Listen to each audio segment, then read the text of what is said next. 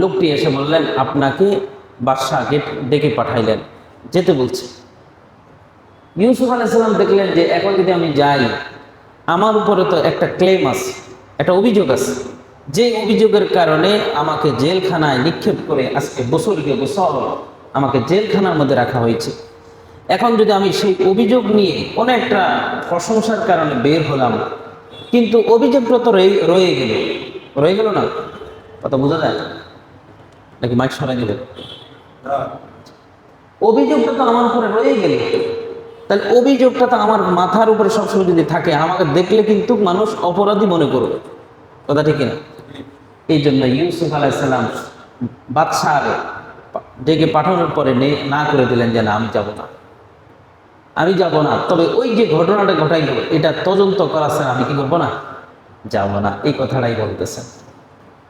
وقال الملك ائتوني به وقال الملك ائتوني به বাদশাহ বললেন, যাও তাকে নিয়ে আসো। দূতকে বললেন, যাও লোকটাকে নিয়ে আসো।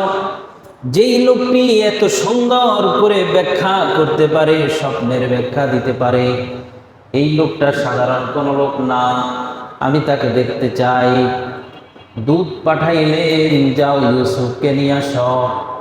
ফালাম্মা জাআহুর রাসূল, দূত যখন ইউসুফকে ডাকার জন্য আসলেন, قال ارجع إلى ربك فاسأله ما بال النسوة التي قطعن أيديهن فلما جاءه الرسول, দূত ইউসুফ আলাইহিস সালামের কাছে আসলেন। قال ارجع إلى ربك, ইউসুফকে বললেন, আপনাকে বাদশাহ যেতে বলছে। ইউসুফ বললেন, না, ইরজি ইলা রব্বিক, যান, আপনি আপনার মালিকের কাছে ফিরে যান, আপনার প্রভুর কাছে ফিরে যান। ফাসআলহু, আপনার মালিককে জিজ্ঞেস করুন, প্রশ্ন করুন, মা বালুন নিসওয়াতিল্লাতি কাত্তানা আইদিয়াহুন্না, ওই মহিলাদের ঘটনাটার তদন্ত কি, যারা নিজেদের হাত কেটেছিল, হাত কেটেছিল। দেখেন, এখানে মূল ঘটনার কেন্দ্রবিন্দু হলো জুলাইখা।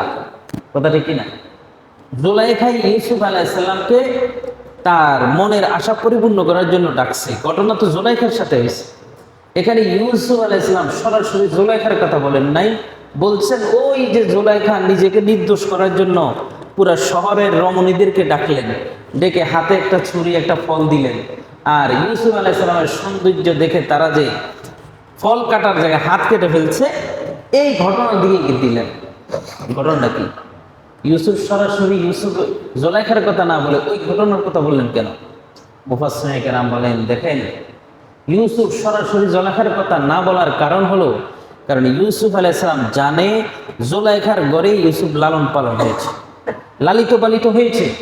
জুলাইখার যথেষ্ট পরিমাণ ইউসুফের উপরে অবদান আছে কি নেই? ছোটবেলা থেকেই তাকে লালন পালন করছে, বড় আদর করে বড় করছে, দামি দামি খাবার খাওয়াইছে, দামি দামি পোশাক পরিধান করাইছে। ইউসুফ আলাইহিস সালাম বললেন, সরাসরি তাকে অভিযোগ করলে তার উপরে, আমার উপরে যে তার ইহসান আছে, এটা ঠিক হবে না। সুবহানাল্লাহ। দেখেন, এই জন্য সরাসরি কি করে নাই, জুলাইখার কথা বলেন নাই, ঘটনাটা ওই পরের একটা ঘটনার দিকে ইঙ্গিত করে বলছে। এটা নবীদের একটা সৌরভ। নবীদের উপরে কেউ যদি ইহসান করে, শত বিপদে পড়লো, নবীরা কখনো সরাসরি তাকে কি করে না, আঘাত করে না, নিমুখ হারামি করে না। নিমুখ হারামি। আমাদের অবস্থা কি? আহা, সামান্য স্বার্থের উপরে আঘাত আসলে মা বাবা সন্তানের বদনাম করে, সন্তান মা বাবার বদনাম করে, স্বামী স্ত্রীর বদনাম করে, স্ত্রী স্বামীর বদনাম করে, বন্ধু বন্ধুর বদনাম করে, ইমাম মুসল্লিদের বদনাম করে, মুসল্লিরা ইমামের বদনাম করে কি করে না? করে ফেলে। অথচ একটা সন্তানের প্রতি মা বাবার কত অবদান, আবার মা বাবা বৃদ্ধ হয়ে গেলে সন্তানদের কত অবদান থাকে, স্বামী স্ত্রীর প্রতি কত অবদান, স্ত্রী স্বামীর প্রতি কত অবদান, হ্যাঁ, ইমাম মুসল্লিদের উপর কত অবদান, মুসল্লিরা ইমামের উপর অবদান। এত কিছু থাকার পরও সামান্য স্বার্থের আঘাত হলে সব ভুলে যায় আর বদনাম শুরু করে। করে কি করে না? এটা নিমুখ হারামি, এটা চরম নিমুখ হারামি। স্বার্থের আঘাতে হলেও কখনো বদনাম না করা। একটা দুইটা হয়তো সে আমার স্বার্থের উপরে কি করছে, আঘাত করছে, কিন্তু হাজার হাজার শত শত উপকার তো তার আমার উপরে আছে কি নাই?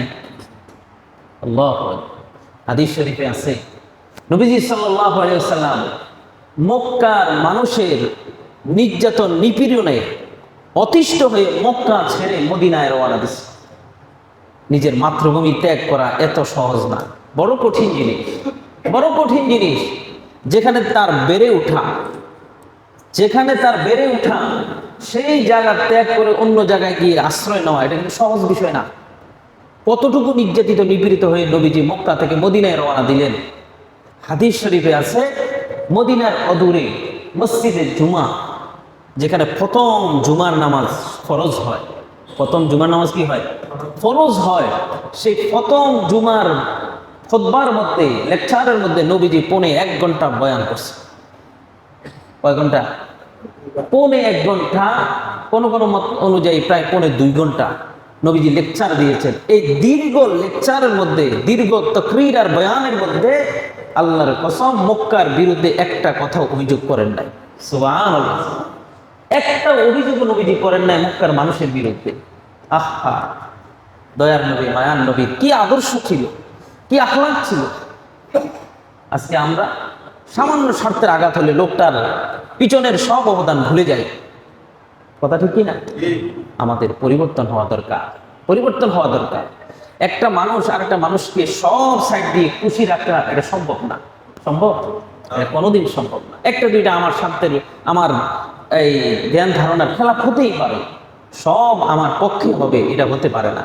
তার মানে আমি সাথে সাথে তার সব অবদান, সব কিছু ভুলে গিয়ে তাকে কি করা, কলুষিত করা, এটা একজন মুমিনের কাজ হতে পারে না। আল্লাহ পাক আমাদের বুঝার আমল করার তৌফিক দান করেন। আমি